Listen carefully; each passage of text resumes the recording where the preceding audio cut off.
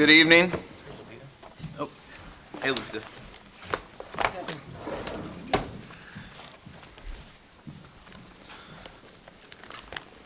Good evening and welcome. As president of the Board of Trustees of the San Angelo Independent School District, my name is Taylor Kingman, and I would like to welcome all of you who are present at tonight's regular board meeting. I also welcome all of those of you who are watching the recording of this meeting online or on our public access channel, Channel 4. We appreciate your interest in the activities of our students and the business of SAISD. All items that will be discussed at our meeting this evening have been posted as required by state law. Also, as you may be aware, our board meets a minimum of 2 times per month, and most, if not all, the items on our agenda this evening have been previously discussed at our earlier pre-agenda board workshop. As members of the SAISD Board of Trustees, we are here to set goals, listen to reports from our superintendent, approve budgets, contracts, and personnel appointments, and to make policy for the district. Please keep in mind that our meeting is a meeting of the Board of Trustees held in public and not a meeting of the public. However, we have a public comment item on every one of our meeting agendas that allows anyone present who wishes to speak to our board team on an item not on our action agenda or an item on our action agenda the opportunity to do so. Please provide your name and contact information and the specific topic you wish to address on a public comment form located at the back of the room should you want to speak on an issue this evening. Please listen carefully and comply with the following rules so we can move through this part of the meeting efficiently. Each speaker will be given a total of 3 minutes. The district will provide an official timekeeper. Please respect the privacy of others and refrain from identifying students, employees, or other community members by name. Disruption of the meeting will not be tolerated at any time, and comments on any subject, whether positive or negative, must be courteous and respectful. Comments are limited to the specific topic you indicated on the form you filled out. Any speaker with a specific complaint about a district employee, decision, or operational issue should present that complaint through the appropriate mechanism, which is the district's formal grievance process. Also, please understand if you speak to us on an item not on our action agenda, that the board cannot reply to you except to thank you for your comments since the matter has not been posted for discussion. In compliance with state law, these proceedings are recorded and will become part of SAISD's permanent legal record. In order that the recording will adequately reflect the proceedings, I ask that you please refrain from talking while others are speaking. I will also ask, as I remind my fellow board members, to please turn off or silence your cell phones. Again, thank you for being here and for your support of SAISD. With that, we do have a quorum. The entirety of our board team is present, and we're going to move forward with invocation by Pastor Chris Sweet of Grace Temple Baptist Church. Thank you, sir. Thank you. Will you please join me as we pray? Father God, we come to you today once again to declare our dependence on you, because we are finite in knowledge and you are infinite.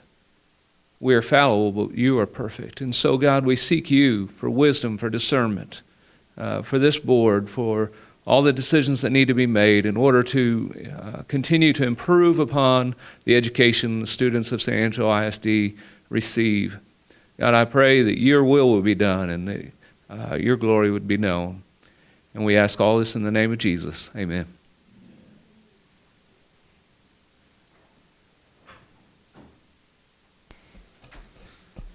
All right. Now we have 3 students from Bradford Elementary. We have Ciara Perez, Jessa Ramirez, and Sebastian Lara, and they're going to help us with our pledges. So if everyone please stand.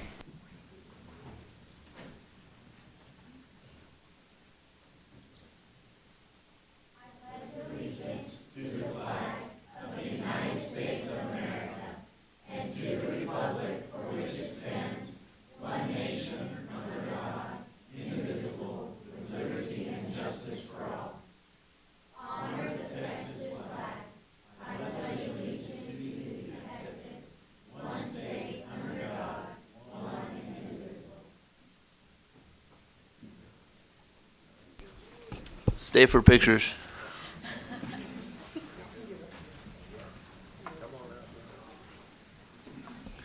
And like that, Bradford, y'all just win the award for the best pledges of the year so far. So great job.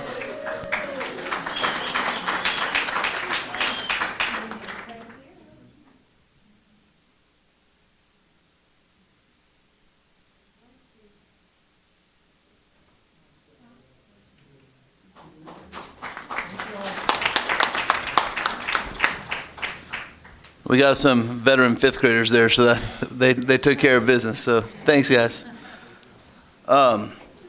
Before we move forward with our recognitions, I do just want to mention that Daryl Miller, who is our new Goodfellow liaison, is here this evening. And rumor has it he's been on the job for 3 weeks, so thank you for being here. Next, we're going to move forward with recognitions, and we're going to start with Central athletes, and Coach Chant's going to help us with that.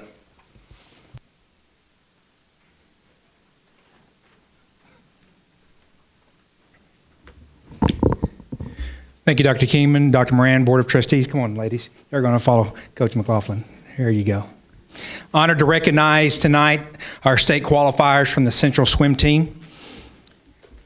Over the year, as a team, they placed first in the Midland Invite, the San Angelo Invite, and were district champions for the 4th time in a row. They finished 3rd as a whole at the regionals for the 3rd year in a row. The 200 medley relay and 400 relay qualified for state. The first time that's happened in the last 14 years. Elsa Real finaled individually at state in the 200 IM and in the 100 breaststroke, finishing 12th in both. Over the year, there were 6 school records that were made. The 200 medley relay was all-state honorable mention, and Elsa Real was all-state second team, 200 IM and 100 breast. And I'd like to introduce each and every one of them. First off, we have Mackenzie Blunier, a freshman, 200 medley relay. There you go, wave. Good job.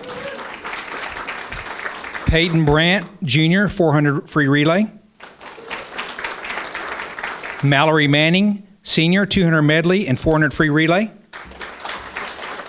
Zoe Moore, Senior, 200 medley and 400 free relay.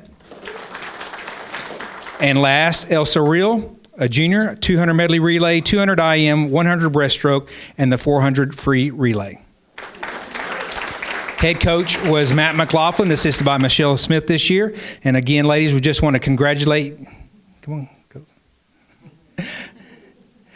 Again, congratulate them on an outstanding season. Again, you know, we've got 2 seniors and 3 underclassmen, so a lot of great things to happen in the future. So again, these are your state qualifiers in swimming for the Central High School swim team.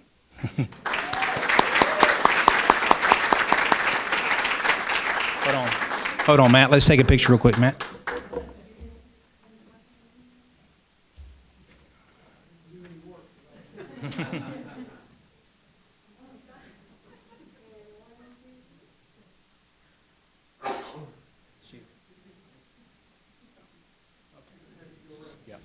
Yep. Just start right here and shaking each other's hands. There you go.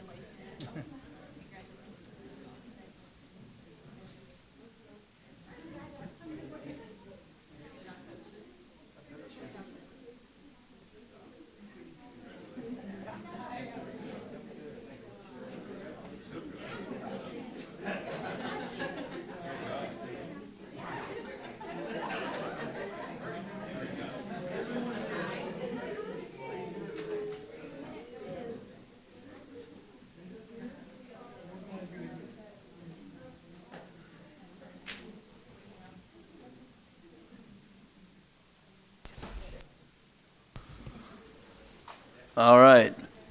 Next, we're going to do recognition of Central High School and Lakeview selected to Texas All-State musicians. And Tiffany's going to help us with that. Hi, good evening, board members and superintendent. Let me go ahead and ask our All-State musicians and their teachers to come on up, please. Stand right up here where our athletes were.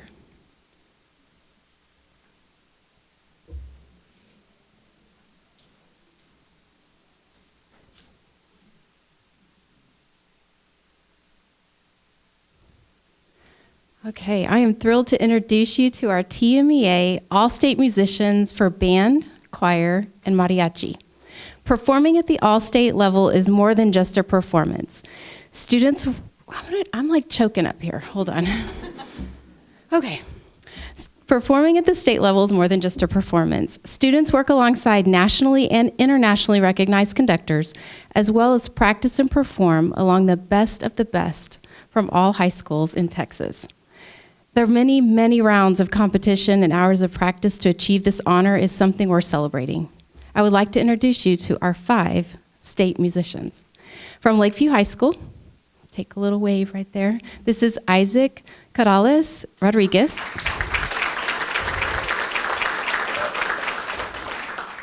Isaac is a senior, and this is his 2nd consecutive year to play trumpet in the state mariachi ensemble. There's only 3 trumpets across the state, so it's, yeah. After high school, Isaac plans on attending the University of Texas at the Rio Grande and becoming a music educator.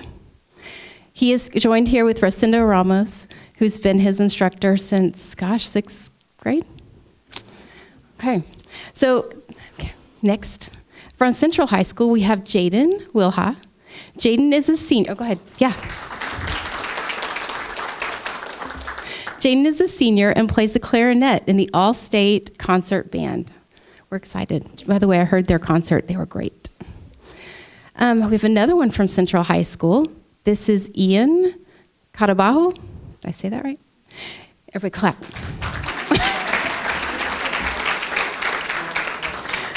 Ian is a sophomore, and he played the clarinet in the All-State Concert Band. If you notice, we have 2 sophomores. That's a pretty big deal to make it to All-State as a sophomore. We have another from Central High School Band. This is Sophia Underhill.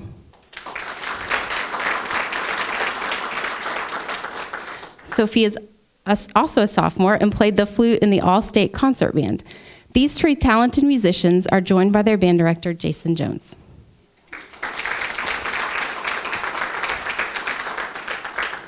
From Central High School, we have Merritt Shelton. This is Merritt's 2nd time to perform at the All-State Choir. Merritt is a tenor singer who made first chair in his voice type. And he just came back from the American Choral Directors Association, where he was invited to sing with top choirs from around the world. He's joined by Miss Sunday Vaught, and Mr. Gilmore is not here because he is in Wichita Falls judging for UIL. Oh, and I forgot to tell you, Merritt is planning on attending Oklahoma Christian University, and he's majoring in computer engineering with a music minor. So, before we give everyone a round of applause again, I want to also thank some other people in the audience. I want to take this moment to honor those in the audience who supported these All-State musicians. Many of you have had first row seats to see how many hours and hear and see all the hours of practice and competition. So would you please stand up if you supported any of these state musicians?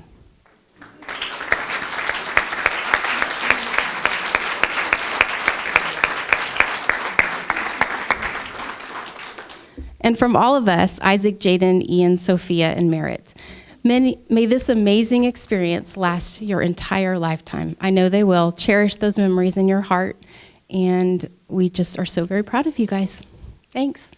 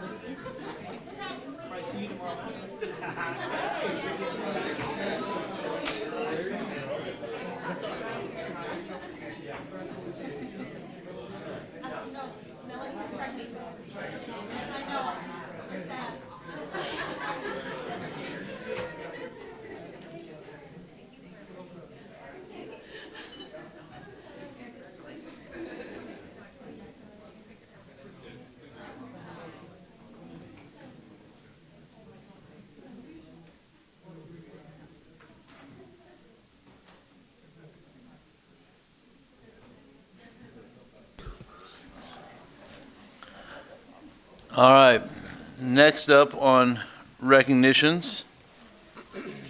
Very good.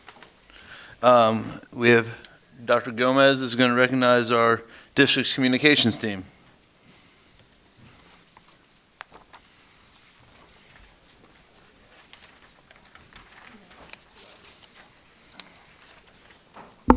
Did we switch the camera? They do not want a picture, but they too get a picture. So Dr. Kingman, Dr. Moran, and members of the board, it is our honor this evening to recognize our SAISD communications team. This team was honored with 11 star awards at the 2025 Texas School Public Relations Association, TSPRA, conference.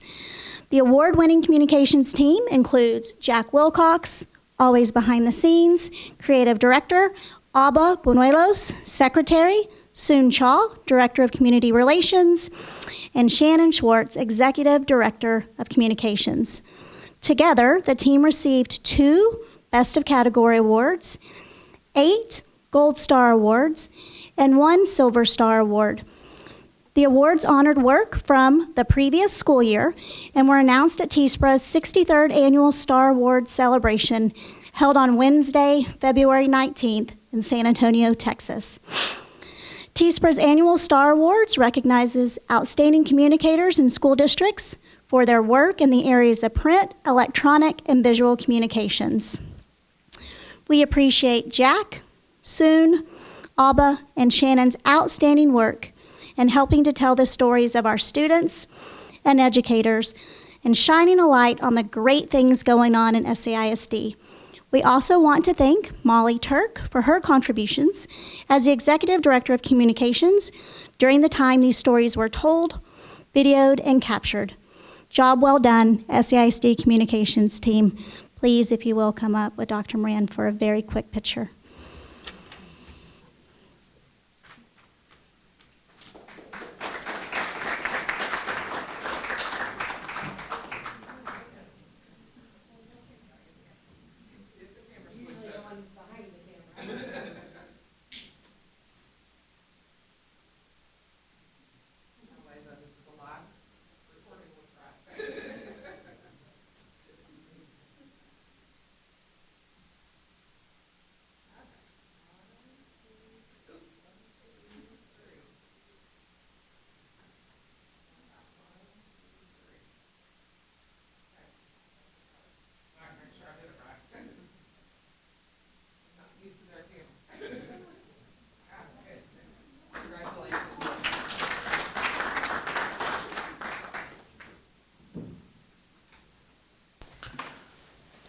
All right.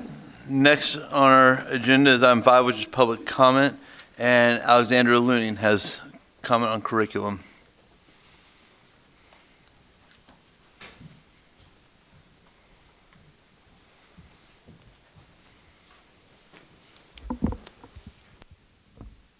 Hi, my name is Alexandra Lunning, and I live in District 5, and I have 2 kids at SAISD. I'm here to talk about Bluebonnet learning, yet again. I'm sure you're sick of hearing about it, but I am really concerned about the dismissive conversation surrounding this curriculum. Unfortunately, the bottom line is this curriculum is unconstitutional. Politics in Austin have enough influence in our lives already, and we've invited more influence right through the front door. If the big questions about Bluebonnet learning are too much to stomach, the lack of age-appropriate material and uninspiring lessons should be disqualifying enough. What brand new reader wants a piece of printer paper instead of a book? What 7-year-old cares about the War of 1812? Dr. Kingman, I read the recent interview you gave regarding Bluebonnet. You said you understand Bluebonnet may not instill a love of reading, but the goal is to teach kids to read, not to love reading. The thing is, children learn so well when they are engaged and enjoying themselves. My daughter is in 2nd grade and she struggled to learn to read. She's a lucky kid though. She not only has wonderful teachers, but she has parents with time, resources, and skills to instill a love of reading in her. That was her path to literacy. Mr. Dundle, Dr. Mills, you've made comments about the need for parent involvement in children's education. I agree with you, but do you know that there are SAISD students with parents who can't read? What if my daughter was one of those students? What if her dad and I didn't have time to spend hours working on her reading skills every week? Does my daughter still deserve to learn to read? Every member of this board must understand the education of many children in San Angelo does begin and end at school. You can hate that fact. It can make you sad or even angry, but it's the truth, and blame does nothing to fix it. Honestly, I wasn't sure what I wanted to say tonight. The only thing I know for certain is I'm struggling with a feeling of betrayal, something I've heard echoed regarding many issues in this community. Many, like me, as they pored over the curriculum, hoped it wouldn't be a big issue, maybe a Bible verse here or there. Unfortunately, that's not the case. A very specific religious ideology is woven throughout this curriculum at every grade level. The worst part is the conflicting information from these meetings. First, STAR is not written to align with Bluebonnet. STAR is written to align with TEACS. There are 3 pages of SBOE-approved HQIM options also aligned with TEACS. If Bluebonnet really is the key to STAR, those scores are affected by more than curriculum. What about socioeconomic status? Education is a path out of poverty. The educational value of Bluebonnet is questionable. What about a sense of community and belonging? Bluebonnet will alienate students that don't fit into its ideology. Not to mention there are conflicting statements about the course content. At one meeting, Dr. Gomez said we couldn't replace all the religious texts with alternatives. On another, it was said SAISD likely won't use all of the materials, so is it the key or not? Public school is supposed to serve all students. The only district in the city no longer fulfills that promise. While I do want to see this decision overturned, most of all, I just want to see the leaders in the San Angelo remember there are people in this city who live different lives than you. Their children are the future of San Angelo and this country as a whole. Thank you, Mrs. Lunning. All right, next we're going to move forward with information items, and Dr. Gomez is going to help us with our middle of the year academic report.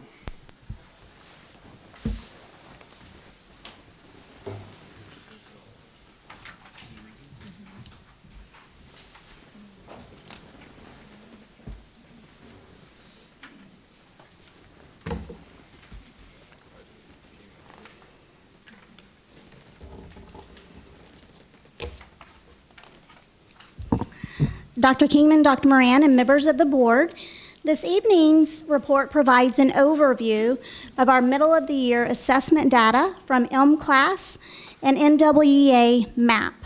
Again, there are a lot of acronyms in education, so as a reminder, MAP stands for Measures of Academic Progress.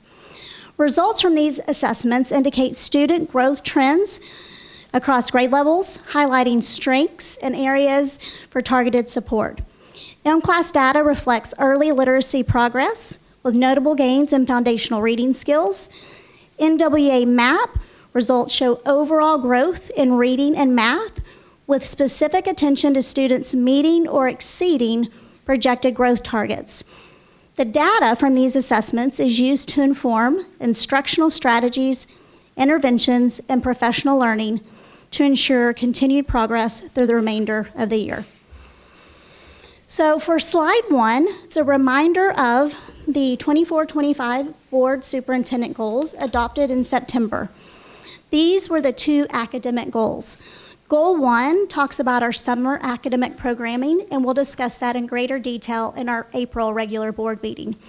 Goal 2 is the goal we're going to specifically address in this evening's report. As a reminder, that goal was that San Angelo ISD would increase the percentage of students meeting the expected growth measure for NWEA MAP testing for grades 3 through 8, reading, English 1 and English 2, by 8%, and grades 3 through 8, math and algebra 1 by 10%.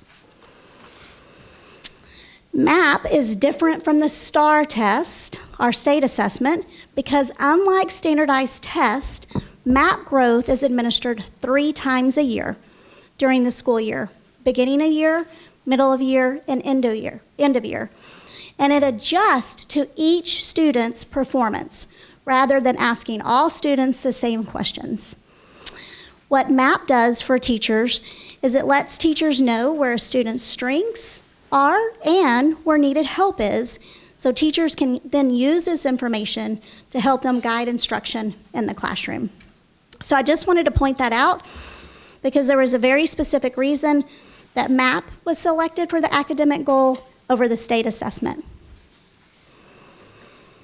This first slide here is our MOI, M-Class, or DIBELS information, which we've shared with you previously. As a reminder, M-Class DIBELS is a comprehensive all-in-one system for universal screening, dyslexia screening, and progress monitoring of early literacy skills. And it's the assessment SAISD uses for kinder through 2nd grade RLA, and then for early mathematics. So the first column, the way this assessment breaks up data, it breaks it up into 4 categories.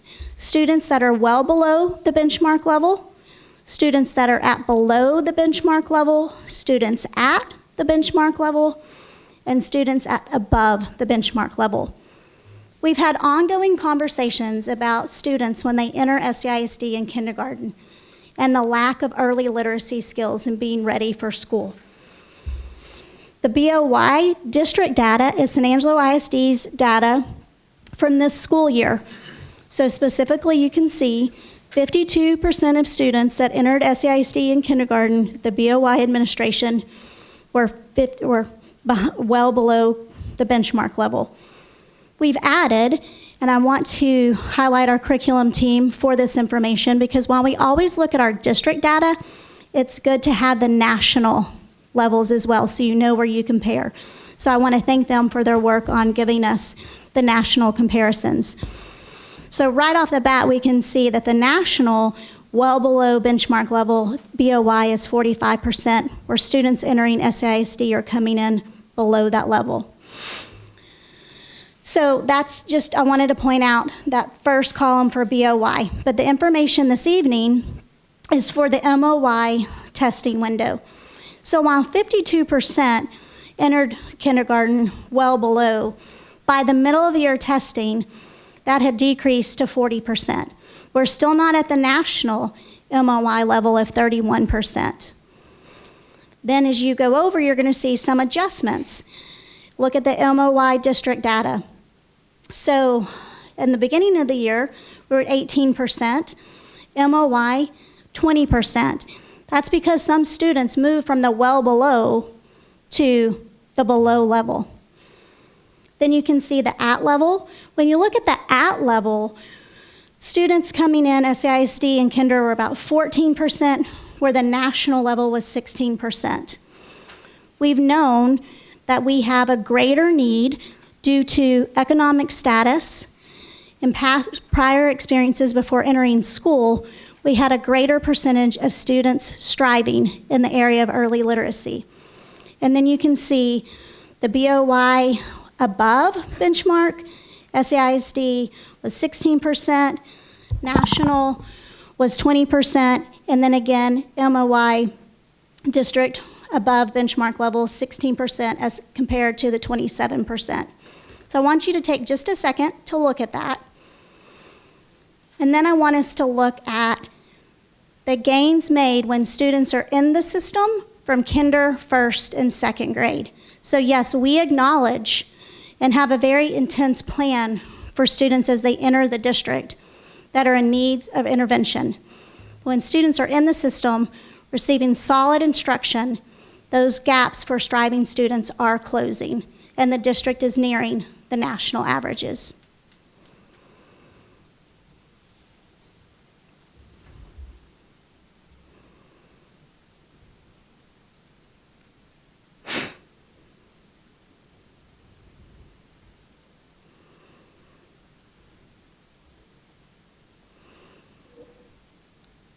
I'm going to move on to 3 through 5, and then we'll answer questions as we go along, okay? So again, that M-class MOY is early literacy. So MAP, as we discussed at the beginning, is the measure of academic performance, and it's different from a standardized test. It's attached to each individual student and their growth and their needs. With this school year, the district began giving MAP data for second grade. Prior to that, it only started in third grade. So, as I stated, this assessment is administered 3 times a year. You see the fall, the BOY, as compared to the MOY administration. And then this measure is all around meeting or exceeding growth.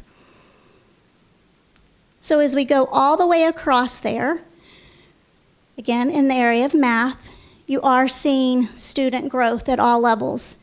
Now, there are some grade levels where the growth is not as high as others. We do acknowledge that as well.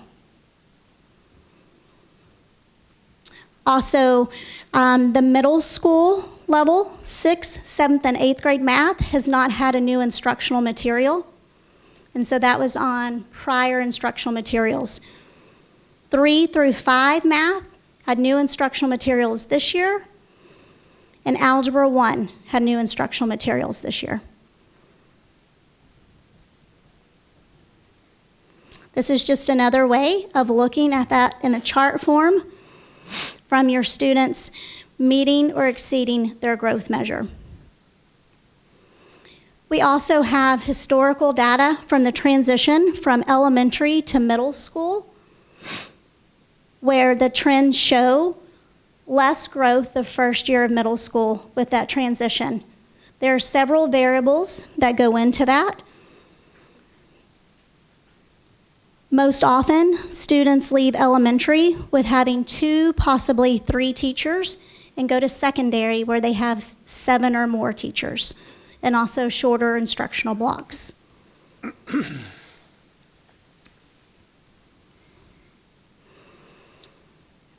Please stop me if I'm going too quickly. On the Algebra 1 slide, I want to point out that sometimes there's misconceptions about who takes Algebra 1. Algebra 1 is not administered just specific to a grade level. Algebra 1 in the area of state assessments is an end-of-course assessment that has to be passed before a student can graduate.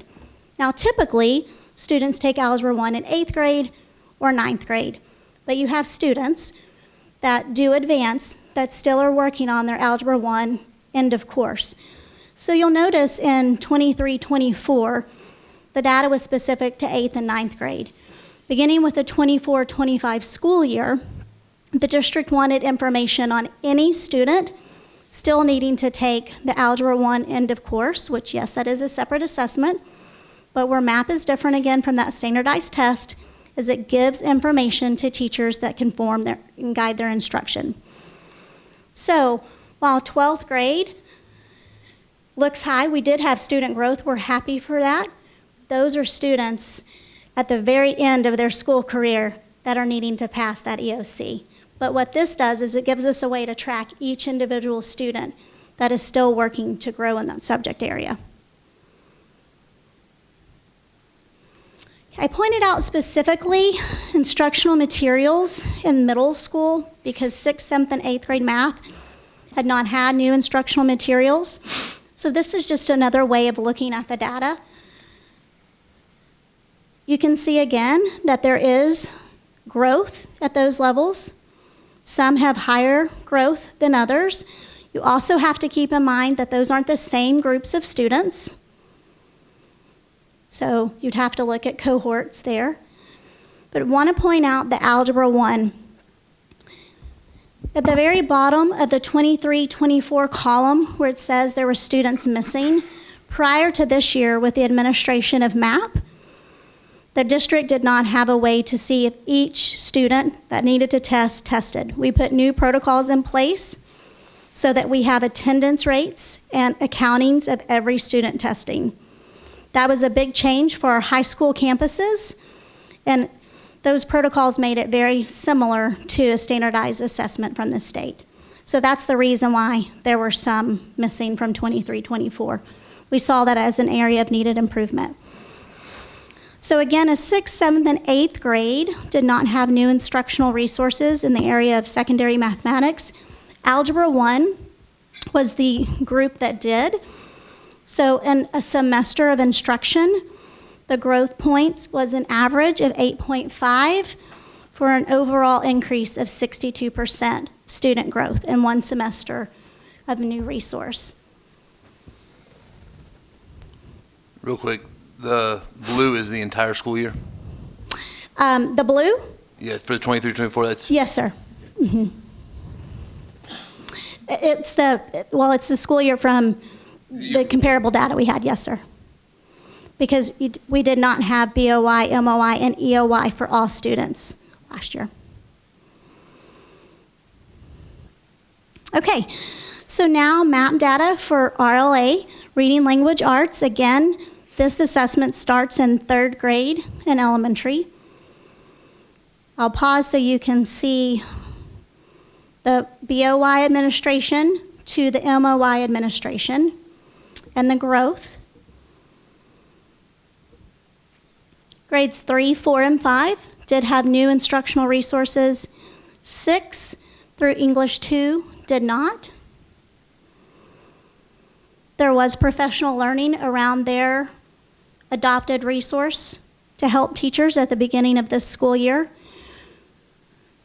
When I talk about historical data showing from 5th grade to 6th grade, less growth, in elementary school, students have 120 minutes for reading language arts, where class periods in secondary are around 45 to 50 minutes.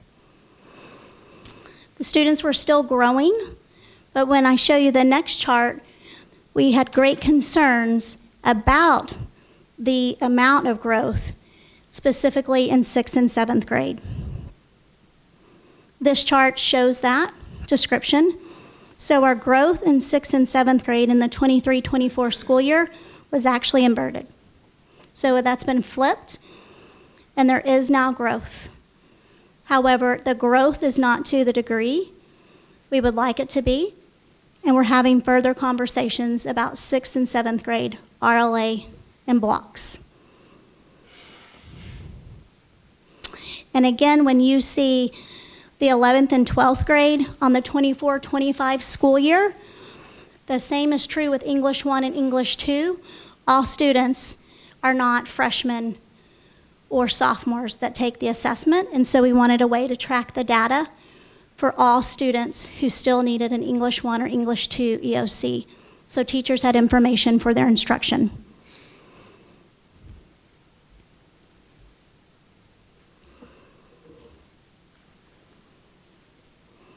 So we've had prior conversations about this, but seeing the data presented in a chart form or a graph sometimes gives a clearer overview. And going back to the superintendent board goal of increasing the percentage of students meeting the expected growth measure by 8% or 10%, our professional learning to support administrators, instructional coaches has been all around meeting growth. And then those leaders take that back to their teachers. Some of you have secondary students or elementary students in the district.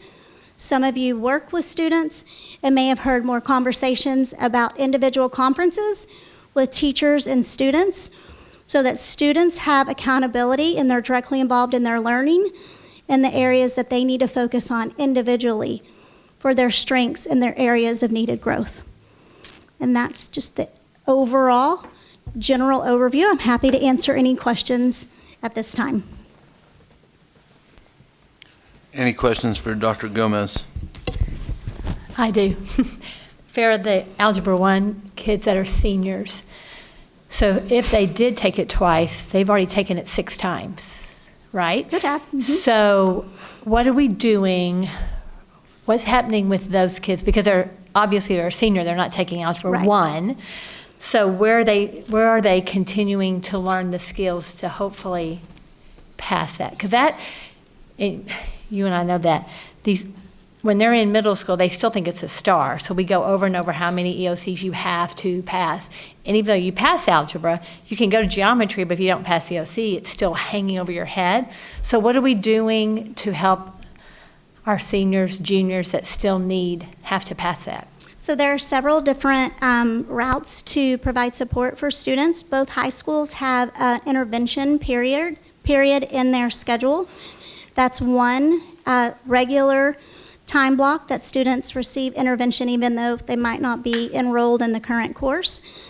And then while that's ongoing through the course of the year, and also a part of our House Bill 1416 support for striving students, we also have additional small group instruction in the month of June before a final retest. Okay, thank you. I wanted to make sure everyone understood that. We're not just letting them hang out to dry. Yes, ma'am. And I want to just say about middle school, because the grades drop. And it could have changed, but 6th grade, there's a lot of new material being introduced for the first time. I think that's important to know the difference. Let's look at 3rd and 6th grade. sixth grade is just a whole different world, plus a whole lot of new, they've never seen before content. So their growth may not be as much. So I think it's real important if anyone really is studying this, to understand the curriculum that's involved in each of these grade levels is a factor also. And, I guess that's what I was going to say. Just, I don't think we can compare sixth to second, sixth to third. Just make sure that we understand 6, 7, 8. 8 is pre-algebra. They're introducing algebra in 8th grade. 7th grade is everything tied in. 6th grade, they're introducing integers. I don't know how reading is, but I'm sure it would be the same. So in middle school, we may not making excuses, it's just reality, see the type of growth you see at an earlier grade level.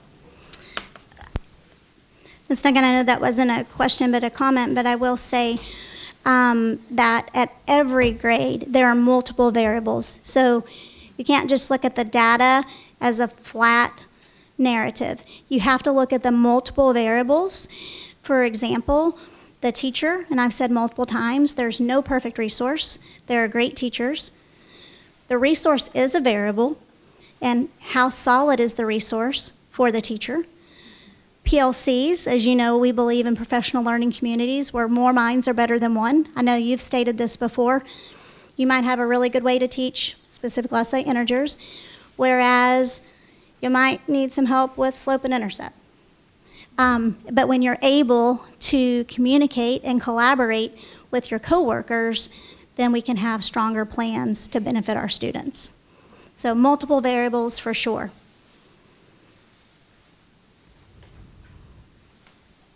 You're going to give us another one at the end of the year, another report on this? Yes, sir. On this exact same stuff, okay. I just had a quick question about the young reading, like one of the first slides you had. Yes, sir. What do you attribute you're happy with the growth numbers, is that right? We're happy that we're making progress when they stay in our system. We always want students in a structured environment at the earliest age possible to have those experiences. So for us specifically, pre-K, for families that are eligible, provides those structured settings before kindergarten, because we do feel that well below grade level for kindergarten is high, and that does create some extra hurdles that have to be jumped through. But yes, I would say that we are happy that the growth is it's moving up, it's trending up. Because they're on Amplify as soon as they start kindergarten. Yes, sir. And do you feel like as the teachers get more comfortable with that, it's helping? I think anytime, regardless of the resource, when you have more experience using the resource, your comfort level increases. Do you think that's going to change much with the Bluebonnet changes? I think the benefit of moving from Amplify to Bluebonnet is teachers know the structure, they know internalization and the process and really digging deep. And so it's less of a transition for our teachers, most certainly. Had they only had Amplify, like K2, had there been a switch to another resource this year, that's learning all over again. There's a learning curve for any professional when you implement something new. Yes. Excellent, thank you.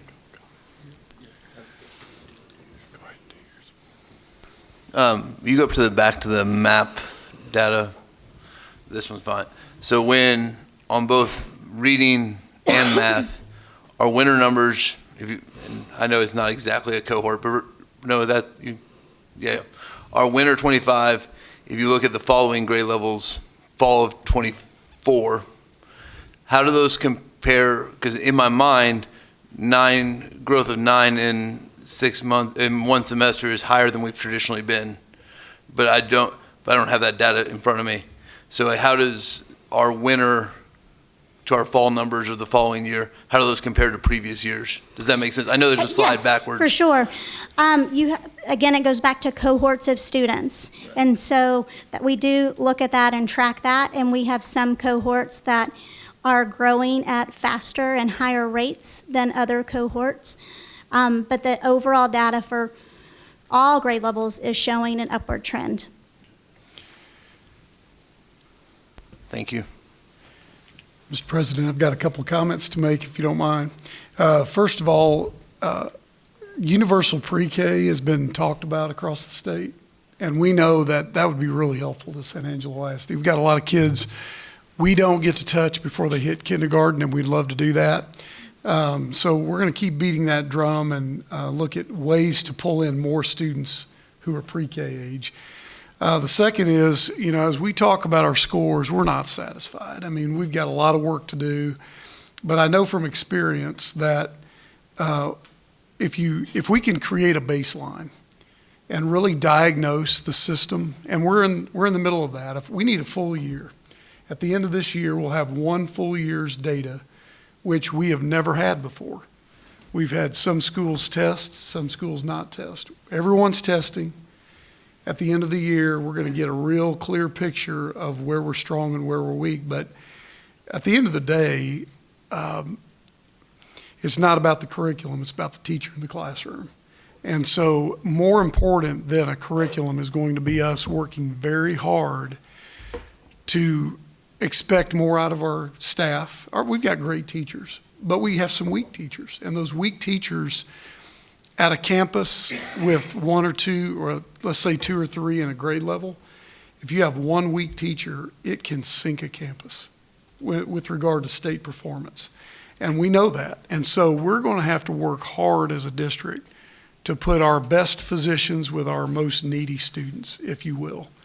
And we're working on that. So, that's something else to think about there. But this whole MAP data conversation is influenced by the teacher incentive allotment, because the teachers that are in the subjects that are eligible for a bonus, if they see growth, then they will qualify.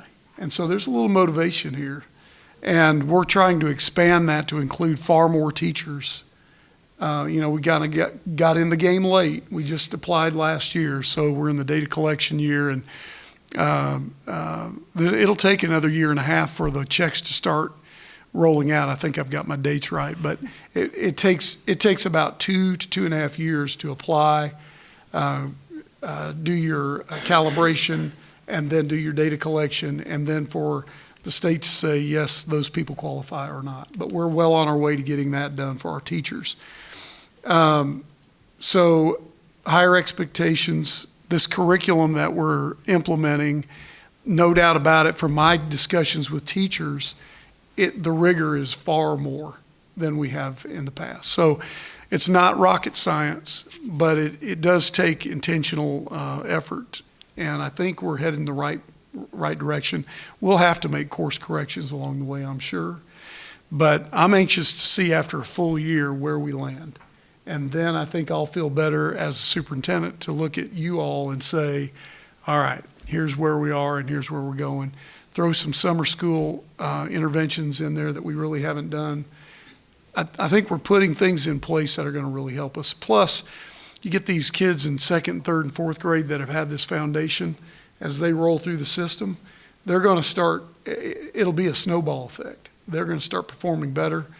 And my final comment is, it doesn't matter where a kid's from, how wealthy or poor they are, what they look like. Every kid can learn and do well.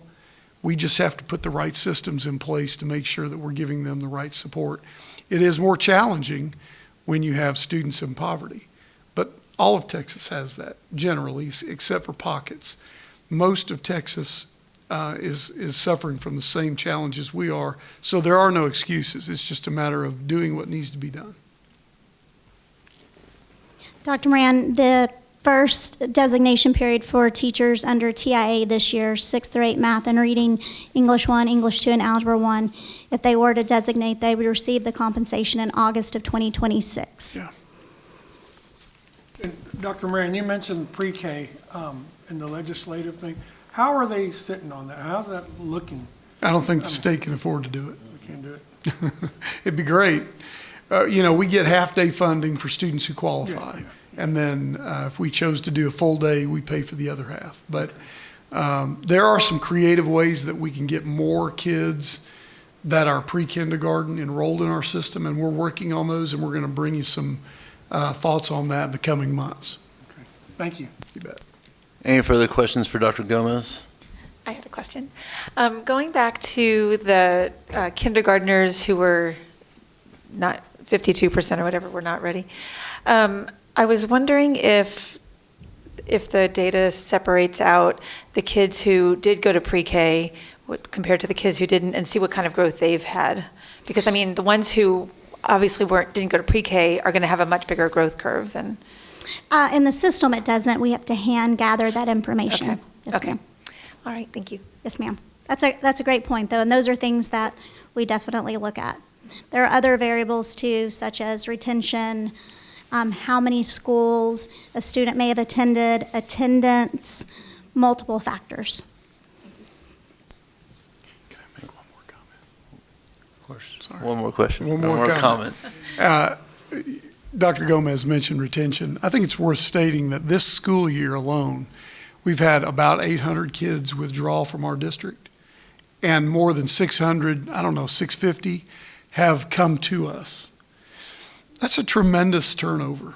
And, when we talk about educating a kid, I think people think, well, we get them as kindergarten and they move through the system. And the truth is, we have a lot of kids leave and a lot of kids come. Some come back, some leave multiple times. And if you think about that and the challenges that creates in a system, you can have the perfect system, great teachers, but if you have kids leaving and then they're gone for 6 months, 8 months to homeschool or whatever because they got in trouble in high school and then they come back, that's a challenge. And so there's a lot to this conversation, but I'm just thankful we're putting the big pieces in place. Any other questions or comments for Dr. Gomez? Dr. Gomez, thank you. Appreciate that report, and we'll keep working at it. So appreciate all your heart and your team's hard work and all the teachers' hard work on getting this done. So I know it's not easy to get all these tests done and get the data collected, so appreciate it. Definitely a big lift to the team and to campus leaders and teachers to get all that in. Thank you, Dr. Kingman. All right, next we're going to have a legislative update from Dr. Moran. And This we'll let you won't sit take right long. here. This won't take long. The 89th legislature is underway. There's a lot of discussions about bills. Over 1,400 bills are being tracked that deal with education. And that's not unusual. A lot of them will fall off the table early or never even make it to a committee hearing or even any kind of a discussion. But there are some major ones. House Bill 2 is the school funding bill. And there's a lot of discussion around that bill in regards to increasing the basic allotment by a couple $100 or more. And, what kind of allotments they're going to give for safety and security. Are they going to increase special education allotment? All of these things are going on. The question really comes down to if they increase the basic allotment, what percentage will they say or require districts use to increase teacher pay? Because I think it was 30%, they're talking about 50%.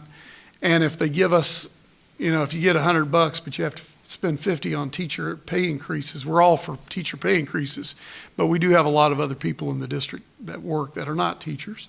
And we would need to also address that. So there's a lot to that, but the House Bill 2 school funding bill is being worked on. There's some comments there that you'll see a substitute is expected soon as changes are being made. House Bill 3 also is the school voucher bill, and that one has caught a lot of traction statewide. The elections were influenced by that whole conversation. And so we'll see where that goes, but there's a big push to address special needs kids, homeschool, and then those that are in poverty. And it's interesting, though, when they talk about in poverty, it's up to 500% of the poverty level, which is $165,000 a year, which, that doesn't seem like poverty to me, but, that's included. So there's a lot of room for wiggle in that bill and a lot of conversation. We'll see where that goes. There's some other ones in there that you'll see, but last week I was fortunate enough to talk to the House Public Education Committee about House Bill 6, which is the teacher rights, or Teacher Bill of Rights, which is student discipline, and really giving local districts more flexibility to address the unusual circumstances that are often addressed by student discipline. One of those specifically is a 3-day limitation on in-school suspension. Right now, a student could get in trouble, and the school might want to put them in an in-school suspension setting for more than 3 days, so they're not out of school suspended or not at an AEP, and the law doesn't allow that. And so that's kind of a hot button issue with House Bill 6. So we'll see where that takes us as well. Senate Bill 1925 deals with truancy. 1871 is a really big bill that is kind of the companion to House Bill 6, the student discipline bill, but it looks a lot different. So early in the process, but there's a lot going on in Austin. I think generally there's an appetite to do something financially to fund public schools, but we'll just see how it all fleshes out. And so there's a lot to that. I've given you guys some notes you can look at, and some of those bills won't even make it, to the finish line, but it's worth being aware of. All right, thank you. Any questions for Dr. Moran? What's the HB 2207 about bonds? Okay, so there's a movement to say to local districts, if you fail a bond, you can't try for another bond for 2 years. There's another version that says 5 years, and there's also a push to only allow bond elections in November. And so I don't know where that came from, but that could cost local districts a lot more money. If the taxpayers want to go out for another bond or approve it, that ought to be a local decision, not a state decision. So hopefully common sense will prevail on that. All right, thank you, Dr. Moran. All right, we're going to move forward with our agenda. Item 7 is consent items. We have consent items A through F this evening. A is consider donations. B is minutes from our February 10th and February 18th pre-agenda and regular board meeting. Item C is our quarterly investment report ending in February 28th, 2025. D is a consider approval of bids of the Child Nutrition Department for 24 and 25. E is our TASB Policy Board update. And F is bid 24-025, which are trades bids. All of those were discussed at our pre-agenda meeting. Anyone have anything they want to pull from our consent items? Any questions or comments regarding our consent items? Do I have a motion to approve consent items A through F? I'll make a motion to approve consent items A through F. And do I have a second? I'll second. I have a motion from Mr. Gallegos and a second from Mrs. Arroyo. Any further board comments or questions? All in favor say aye. Aye. All against say the same. Motion passes 7-0. All right, next we're going to do action items. First on our action item is bills, accounts, and financial statements from February of 2025.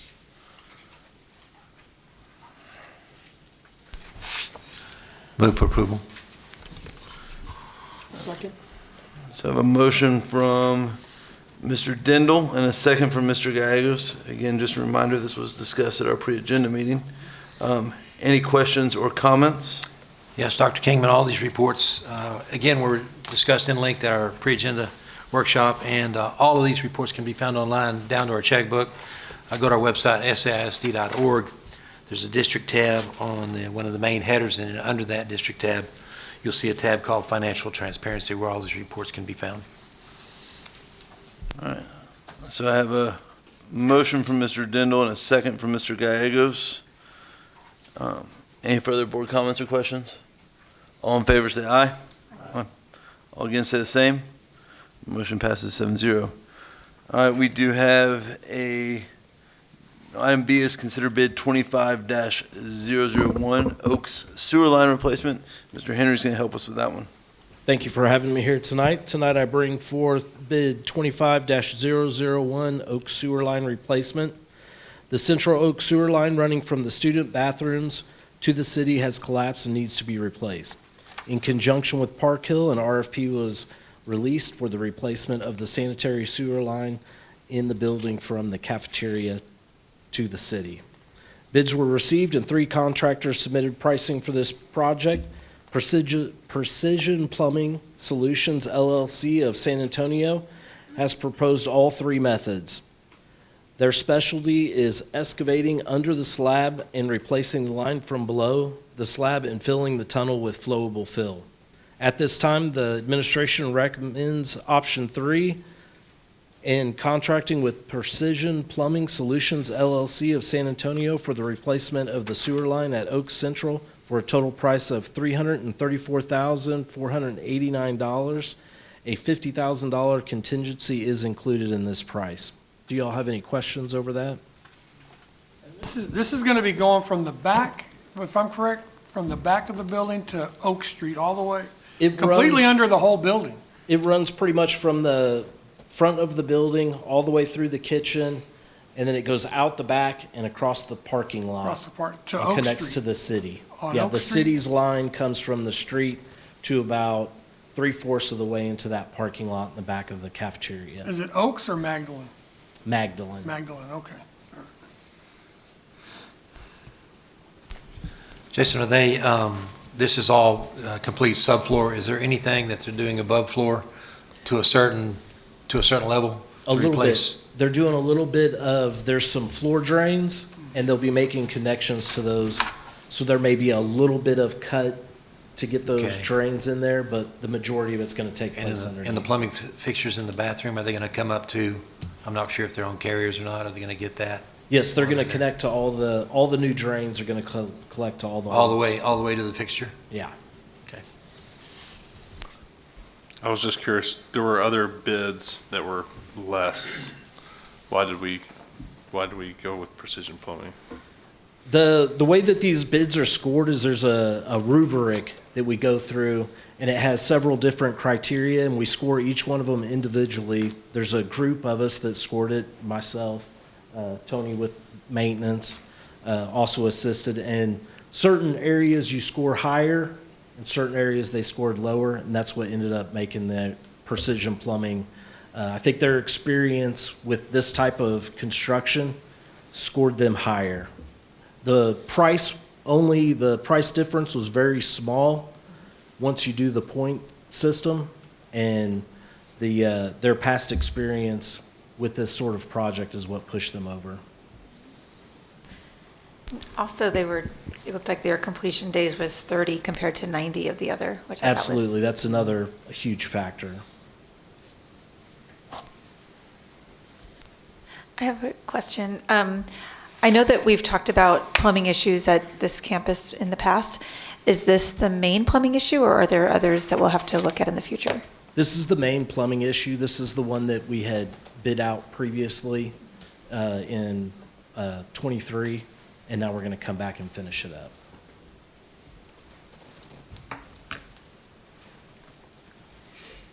Any other questions or comments regarding the bid 25-001? I think, just for clarification, because I know we talked about fixing it, not fixing it, but I think we need to clarify we're fixing it, because even though our freshmen aren't there anymore, what will be housed there next year? I think that's important to Yeah. clarify. I'll be glad to speak to that. Okay. So we're taking our special ed staff from Sam Houston to the second floor, our Pays students from Blackshear to the first floor, and then our Carver students to the annex, the old junior college side in the front. And they'll all use that. Plus, we've got the 2-hour CTE courses in the back that'll still be using that as well.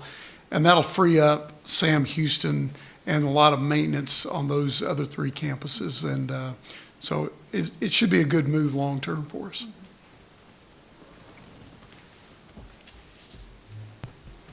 Any other questions or comments regarding the sewer line replacement?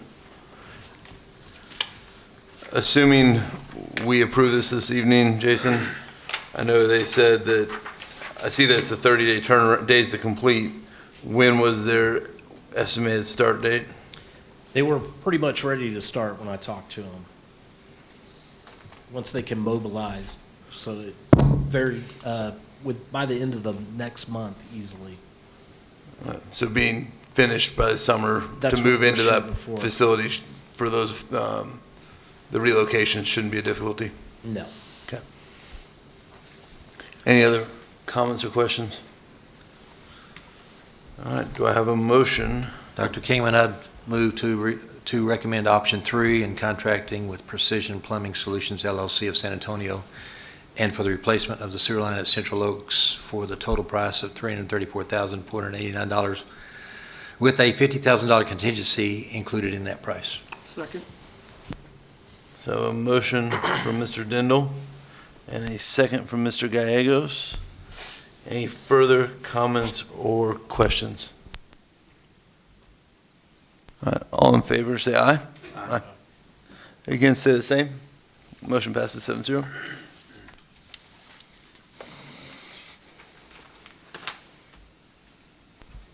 Next, we have our Open Education Resource Transition Plan, and Dr. Gomez is going to help us with that.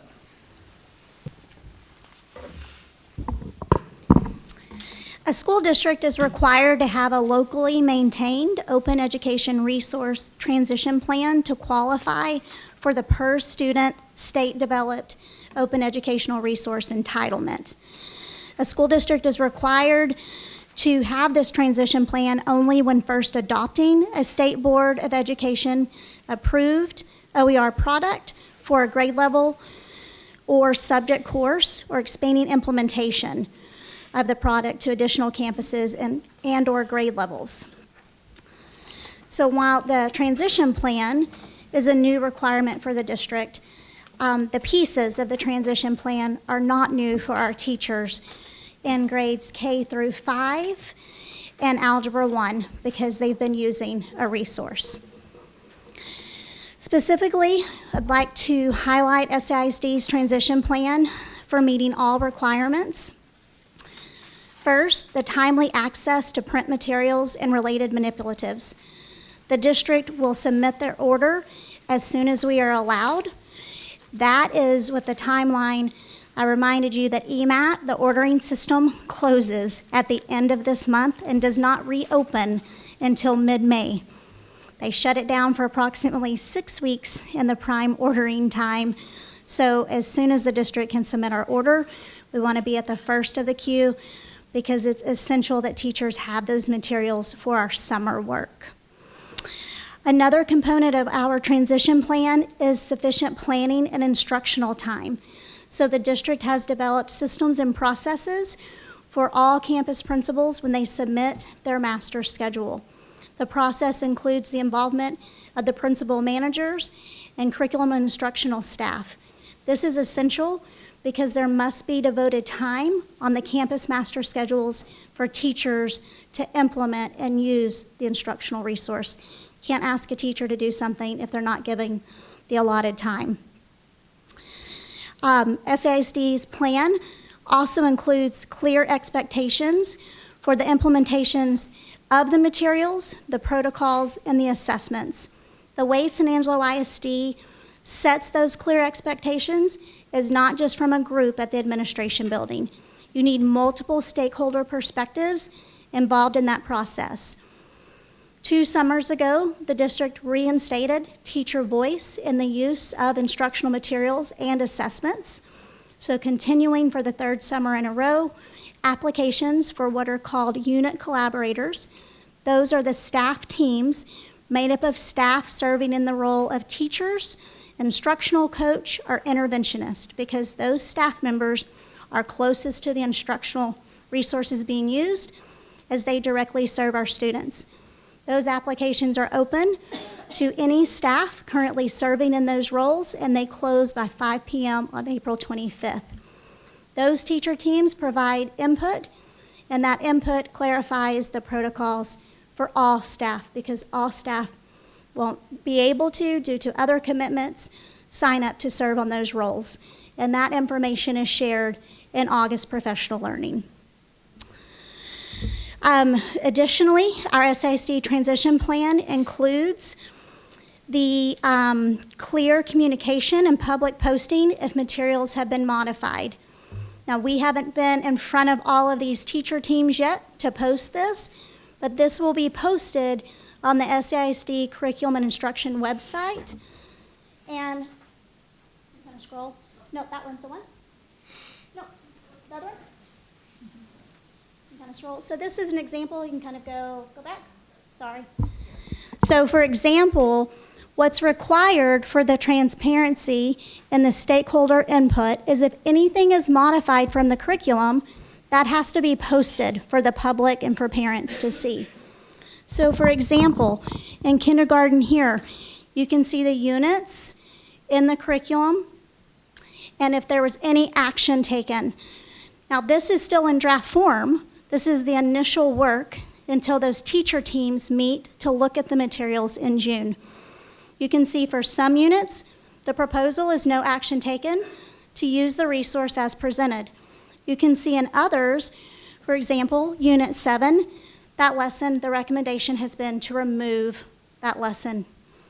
Then you can see in Unit 11, the unit has been removed in its entirety. That's due to the district's local pacing and the number of days on the instructional calendar, and that does not impact the standards alignment for the integrity of the curriculum. And the TEKS can still be covered because those TEKS were addressed previously. And then you see the same thing, Mr. Mayor. Oh, I can scroll. That was a kindergarten example. You can see a first grade example follows the same format. Second grade, and so forth. That's in our transition plan for that stakeholder communication. Dr. Gomez, can I ask a question? Just one thing. And this, not patients, teachers that we're planning on signing up for Teacher Voice. Yes, for unit collaborators. For unit collaborators, thank you. They were, I believe, so I got the email in the all district email. Like they were given these draft versions of what the link to these draft versions. Correct. Yes. And just for community members, if a teacher chooses to sign up to be a unit collaborator, we do pay those teachers for their commitment? Yes, because that is in the month of June, so that's extra duty pay at the district's extra duty rate of pay. Thank you. Yes, sir. Okay. Additionally, for stakeholder transparency, on the CNI website, after campus principals and other campus instructional leaders and teachers are able to provide input, SASD's FAQ for curriculum is also made available for stakeholders. Additionally, with the transition plan, there's a requirement for sufficient professional learning. Now, this goes back to Dr. Mills' question about will it be easier for teachers? Well, professional learning, all of us in our craft should stay current, and we always have room to grow. So there will be professional learning.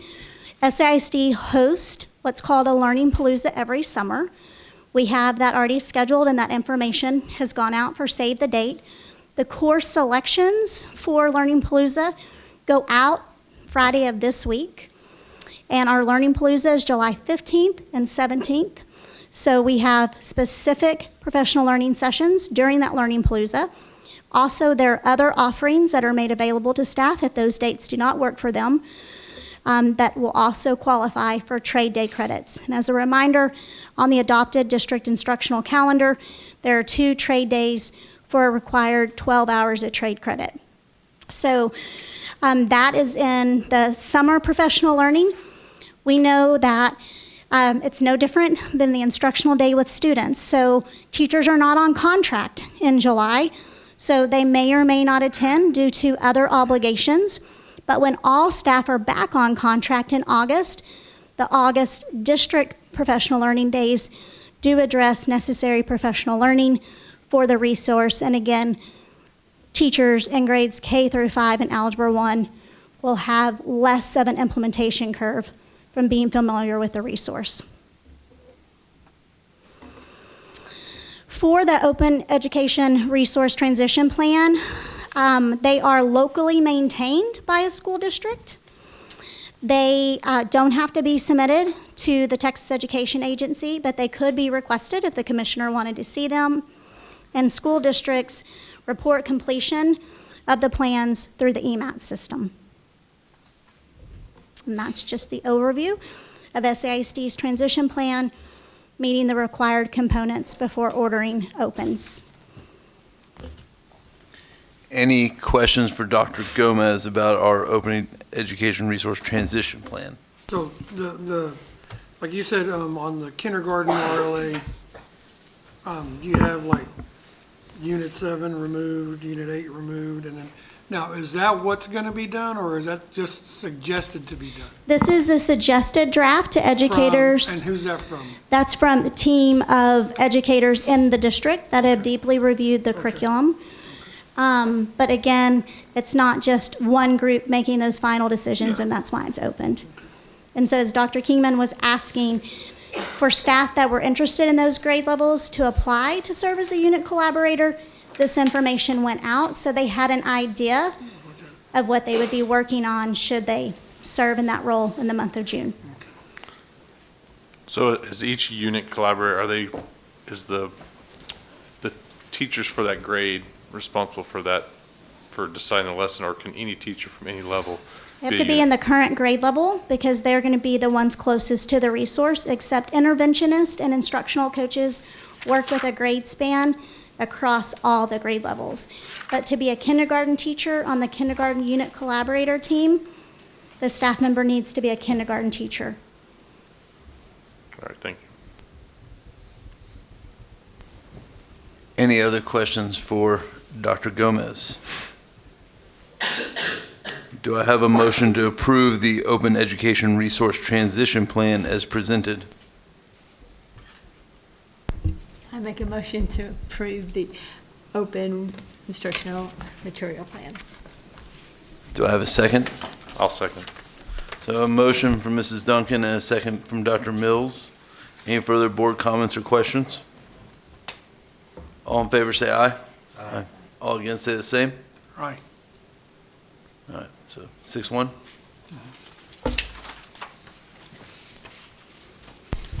I have something to say to Farah. Dr. Gomez, I appreciate this information right here because I think it does show that we are truly deeply looking at the curriculum and the things, and you're not finished yet. I know that. You got a long way to go, but I think we're already seeing some things that we are going to take out, and hopefully that eases some of the concern. Of course, we are always open to hearing concerns, but I just wanted to say thank you for the work that has already started, and I know that the teachers that sign up to be unit collaborators will dive deep into this and truly put their heart and soul into doing what's best for our kids. All right. Dr. Gomez, I think you get to stay up there. And we're going to consider certification of provisions of instructional materials for the 25-26 school year. Yes, sir. So local education agencies, school districts, are required to certify annually to the State Board of Education and the Commissioner that students have access to instructional materials covering all Texas Essential Knowledge and Skills, or the TEKS, for all required subjects except physical education. Additionally, local education agencies or school districts are required to certify that they protect against access to obscene or harmful content. So the district has completed the survey and are ready to submit. You all have approved all of the materials previously. The final step is submitting the survey to TEA. That survey is required before the EMAT funds can be accessed. Once the survey has been ratified, then that will be submitted to TEA through the electronic certification of provision of instructional material surveys. So there is a signature page for the board president and the secretary that Mrs. Ramirez has for you all, should you choose to ratify that survey. And it's just a listing of all of the grade levels and the resources used at every grade level. And the survey itself has not changed from previous surveys. The only thing that has changed are the applicable instructional resources being used if there were any changes. Any questions for Dr. Gomez? All right, do I have a motion? Dr. Kingman, move for approval of the certification and provision of instructional material survey for the 25-26 school year as presented. Do I have a second? Ms. I'll Duncan? second. Ms. My, Sorry, I didn't hear you, sorry. did you second? Yeah, but okay. Okay. Mrs. Duncan, she thinks she said it first. All right, so a motion from Mr. Dindal and a second from Mrs. Duncan. Any further board comments or questions? All in favor say aye. Aye. All against say the same. Aye. Motion passes 6-1. Next, we're going to have superintendent's recommendations for the 25-26 administrator contracts, and that's Dr. Skelton. Good evening, Dr. Kingman, Dr. Moran, members of the board. I'm here tonight to present the superintendent's recommendations for the 25-26 administrators' contracts. The district administrators employed by the contract receive a probationary or a term contract. Each contract is subject to an annual review and board action. District administrators have been evaluated, and in accordance with board policy DNB,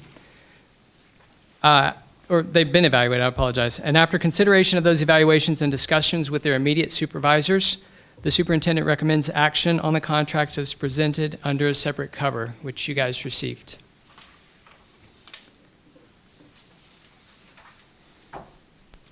Any questions for Dr. Skelton? These were at your desk when you got here.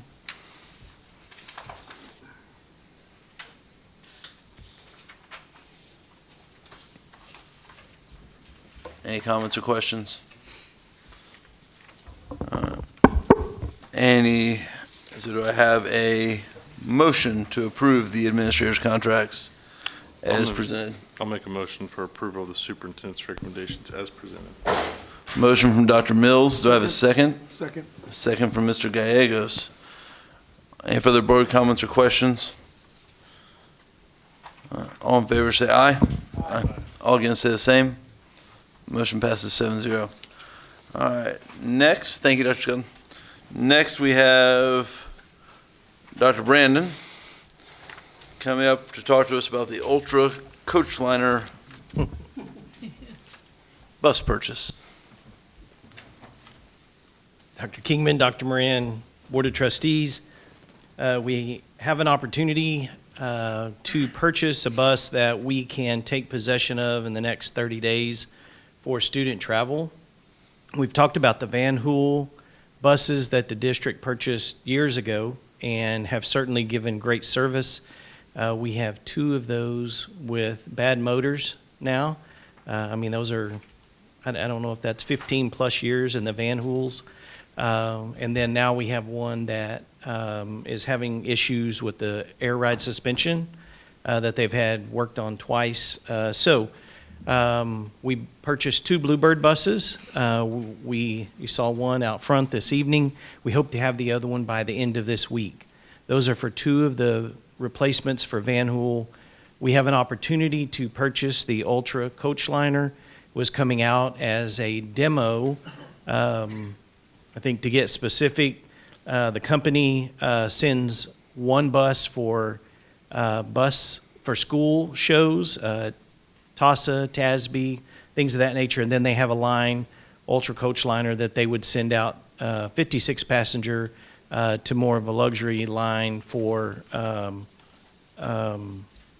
travel, right, around the country. So they're only going to make one bus now, and this one is not going to be the one. They're going to only market, demonstrate the 56. We have an opportunity to purchase the 51 passenger and can have that on site in 30 days. There is the new Ultra coach liners are going to be priced at $425,000. You see from the pricing at $373, we get about a $50,000 discount with this coming out as a demo. And it would be a direct replacement for one of our Van Hools that is not in service. So we would purchase a student travel bus regardless. It's just that we can't touch one for 10 to 12 months from now. So this is an opportunity that we can have this in-house and be using it in spring sports within the next 30 days. If we don't have it, we're going to charter buses anywhere from $5,000 to $8,000 per trip to finish out the year and then roll into next football season. So you can see the cost savings over time when some of those trips are as high as $8,000 just to charter a bus for one event. There's a couple of slides. 3 things that have been improved on the Ultra coach liner from our freight liners that were purchased in 2021. Air conditioning system has been upgraded. The underneath storage capacity has been upgraded, and then the ride suspension, air leveling suspension going down the road has been upgraded as well. This model does come with 17-inch seats, 19 rather than 17, than the ones that were purchased in 2021. And so you can imagine with some of our junior, senior football players, they would appreciate that extra bit of room traveling as well. You have the sheet. It was hard to get on just one page, so I've separated that. It is a TIPS purchase. $373,550. We can have the wrap done on that locally for about half of what it would cost at the factory, and it would take them, another 30+ days by the time they go through the design, back and forth, and then actually making it happen. So we can have that done here over the summer, so that we can go ahead and put it in route within the next 30 days, and then we'll wait, and then as we slow down in June and July, then we'll have the wrap applied. And I know my impression is that our coaches, students, and transportation department have been happy with our coach liners that we bought in 2021. Yes, I asked Mr. Livingston is at a conference tonight, so he's on a national policy conference, and so I've asked his opinion, and then he would say the same. The couple of things that we would change would be underneath storage and improvements to the air conditioning, and so both of those have been upgraded. The company is also our bus that was wrecked in Fort Worth, somebody else's fault. We still don't have back yet, but we have moved it to Oklahoma to the factory that built the coach liner. And so they've already upgraded the air conditioning system in that bus for free. Dr. Brandon, I noticed the quote says it's good for 15 days, and we're just outside of that. Are you still available? Are they waiting on us? Or? Yes, it is still available and available at that price. And it would be a general fund purchase. And we budgeted for buses this year, but this bus would be coming out of that budget? This would be fund balance. No, this would be out of fund balance. Okay, yes. sorry. That's what Yeah.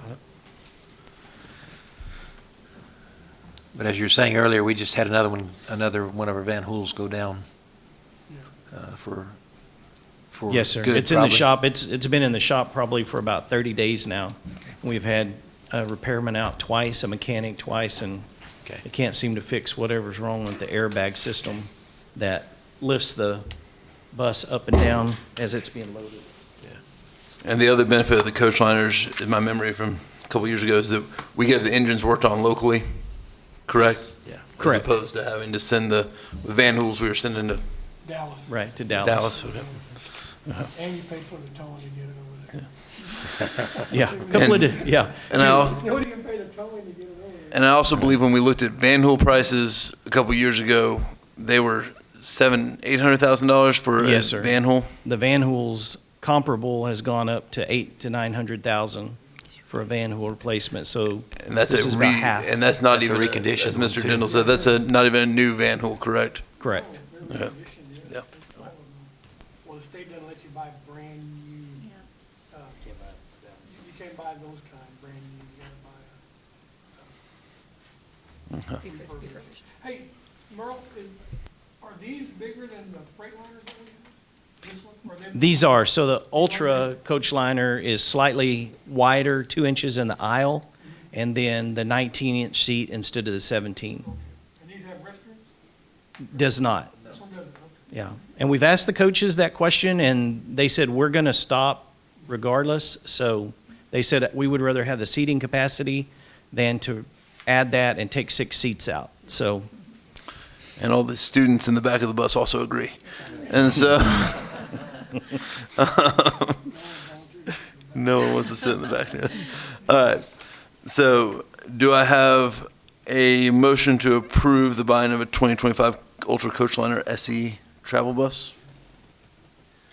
Dr. Kingman moved to buy the 2025 Ultra Coachliner SE 102 student travel bus from National Bus Supply, National Bus Sales, with TIPS pricing of $373,550 with per the specification sheet attached.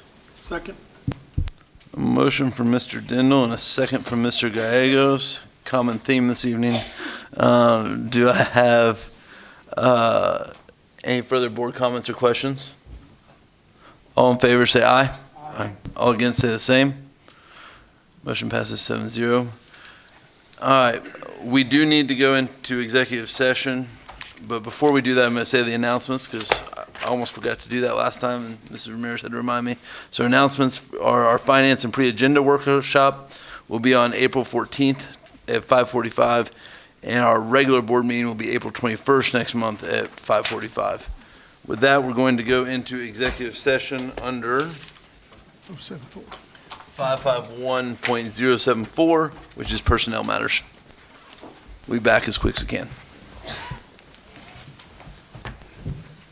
All right, we are back from executive session. We took no action.